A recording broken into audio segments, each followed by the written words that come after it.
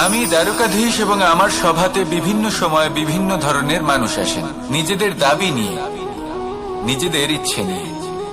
কখনো কেউ ভোজন চান, আবার কখনো কেউ ওষুধ, কখনো কেউ বস্তু চান, কেউ আবার চান বস্ত্র।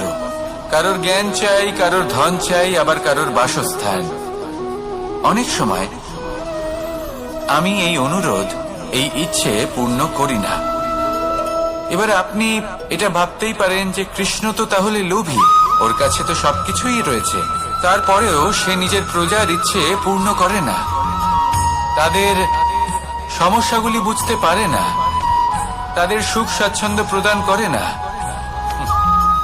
আসল সত্য হলো এটাই যে কোনো সবল ব্যক্তি, যে কোনো গৃহস্থ ব্যক্তি যে কাজ করতে সক্ষম, তার পরিশ্রম দ্বারাই